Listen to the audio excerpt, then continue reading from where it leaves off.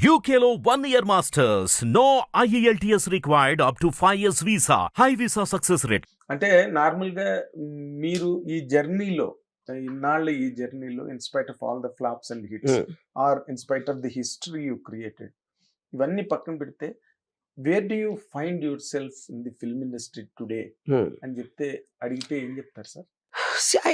Honest అంటే ఇప్పుడు ఇప్పుడు నాకు ఎప్పుడు ఎవరు ఎయిర్పోర్ట్ కలుస్తారు ఎగ్జాంపుల్ చెప్తున్నా.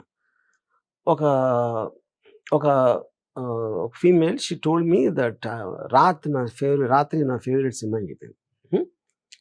అమ్మాయి ఏజ్ ఏంటి 19 ఉంటుంది.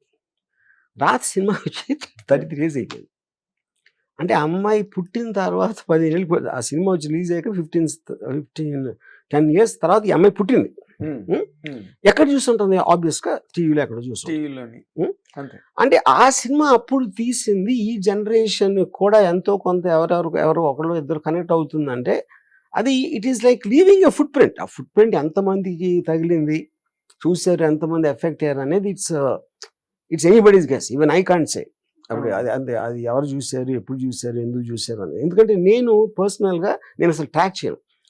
నాకు నిన్న ఒక వర్క్ అయిపోతే నేను మర్చిపోతున్నాను. ఎందుకంటే I'm constantly living in the future excitement. నేను ఇవాళ ఏం చేస్తున్నా, రేపు ఏం చేయాలనుకుంటున్నాను అని తప్పిస్తే I erase my entire past. Okay, అబ్సల్యూట్గా. అంటే ఇప్పుడు ఈ అంటే ఈ లేటెస్ట్గా మీరు తీసిన సినిమాలు, చేసిన సినిమాలు, మీ ప్రయోగాలు ఇవన్నీ వీటిని మీరు బాగా ఎంజాయ్ చేశారండి? అంటే మీరు వర్క్ ఎంజాయ్ నేను ప్రతి నిమిషం ఎంజాయ్ చేస్తాను.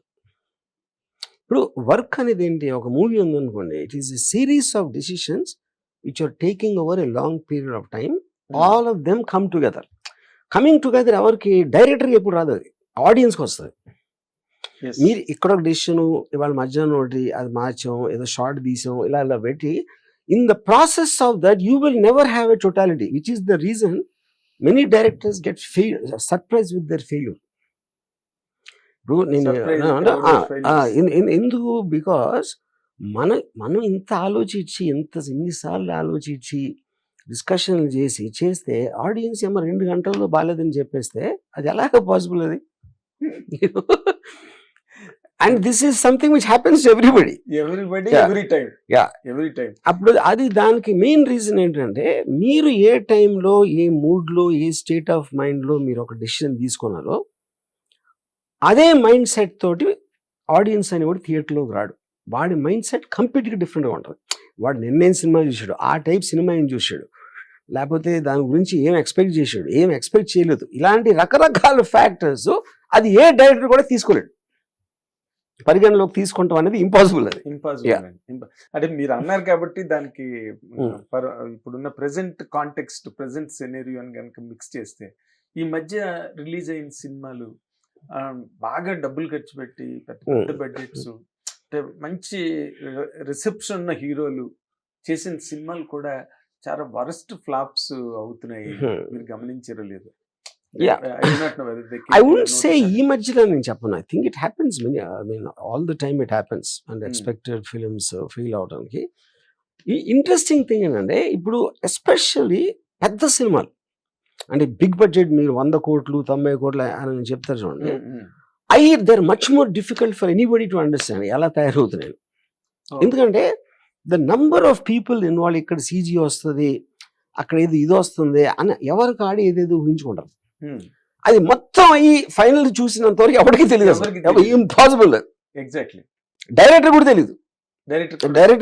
ఎందుకు తెలియదు అంటే డైరెక్టర్ కూడా సీన్ కన్సీవ్ చేసినప్పుడే తను ఆల్రెడీ ఎక్సైట్ అయిపోయాడు. దాని తర్వాత సీన్ తీస్తున్నప్పుడు యాక్టర్ భలే చేసాడని చప్పట్లు కొట్టేసి ఒకరినొకరు భుజాలు జరిగి ఉంటారు, అది కూడా ఎక్సైట్ అయ్యాడు. అది థియేటర్లో పండదు. ఎందుకు పండదు అంటే అదే అని చెప్తున్నా. ఇతను అనుకున్నప్పుడు ఇప్పుడు ఒక ఎగ్జాంపుల్ చెప్తాను. మణిరత్నం రావణ్ అని సినిమా తీశారు. దాంట్లో ఈ క్యారెక్టరు, అంటే నేను హిందీ సినిమా చెప్తున్నా, అది తెలుగులో ఎవరు చేశారు గుర్తులేదు, అభిషేక్ బచ్చన్ ఎలా అంటూ ఉంటాడు. అది థియేటర్లో చూస్తూ ఉంటే ఎందుకు తల ఊపుతాడు అని ఎవరు కాదు, అందరూ మొహమ్మలు చూసుకుంటున్నారు థియేటర్లో అది చేసినప్పుడు. అలా నేను బయటకు వచ్చి అభిషేక్ని ఫోన్ చేసి అడిగాను, ఏంటి Abhishek what where is shaking your head అంటే, మణిరత్నం అభిషేక్ ఆఫీస్లో డిస్కషన్ చేస్తున్నప్పుడు రావణాసుడికి 10 తలలు ఉంటాయి. కానీ ఫిజికల్గా మీరు కాంటెంపరీ దాంట్లో తీశారు కాబట్టి మీకు 10 తలలు ఉండలేవు. అప్పుడు 10 ఆలోచనలు ఉంటాయి ఒకేసారి. ఆ 10 ఆలోచనలు ఉంటే అన్నిటినీ విధులిచ్చేసుకుని ఒక డెసిషన్ వస్తాడంట. అది వాళ్ళిద్దరు అనుకున్నారు, అది ఆడియన్స్కి చెప్పలా. ఇప్పుడు మణిరత్నం అంత సీనియర్ డైరెక్టరు, అభిషేక్ లాంటి యాక్టరు వాళ్ళ మిస్టేక్ చేశారంటే మనకి ఫూలిష్ అనిపిస్తుంది. కానీ ఇది ఒక ఎగ్జాంపుల్ చెప్పాను నేను. అప్పుడు మీరు అనుకున్నది అవతలోడు పర్సీవ్ చేయడానికి. ఇప్పుడు ఫర్ ఎగ్జాంపుల్ జామురాత్రి సాంగ్ ఉంది క్షణక్షణంలో, ఇందాకలంతా మీరు రాకముందు అదే పాడుకున్నారు. ఆ పాట అది క్షణక్షణం చాలా పెద్ద ఫ్లాప్ అయింది రిలీజ్ అయినప్పుడు. ఓకే, ఒక డిస్ట్రిబ్యూటరు, నైజాం డిస్ట్రిబ్యూటర్ ఒక అతను మన ప్రొడ్యూసర్ తోటి అది ఒక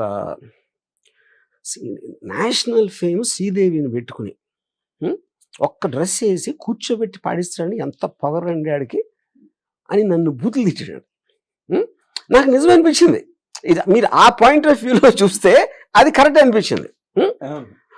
అప్పుడు ఒక ఫేమస్ జర్నలిస్టు అంటే మీరు ఆ రోజు ఫోన్లో మాట్లాడతా, మీరు అసలు కూర్చోబెట్టి అసలు కదపకుండా ముఖ కలవలతో పాడించారని ఎంతో గొప్పగా ఉందంట. ఇప్పుడు మీరు ఉన్నారు, ఆ డిస్ట్రిబ్యూటర్ ఉన్నాడు, మీ ఇద్దరిలో ఎవరు ఆడియన్స్ అనుకోవాలి నేను. అది పాయింట్.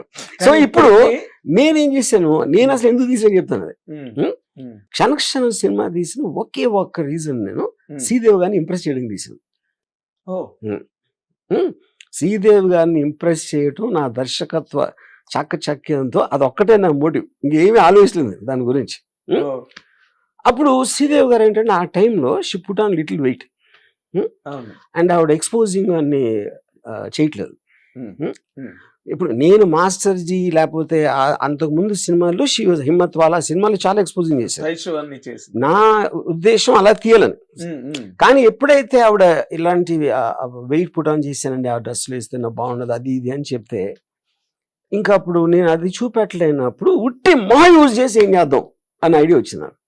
శ్రీదేవి గారి మొహాన్ని దాంట్లో ఉన్న ఎక్స్ప్రెషన్స్, ఉన్న సటిలిటీస్, నువాన్సెస్ అనేది చేయటానికి, మొత్తం క్లోజప్స్లో చేయడానికి వాళ్ళిద్దరిని కూర్చోబెట్టేసి శ్రీదేవి క్లోజప్ మీద పెట్టారు. కానీ అది మీరు అంటున్నారు.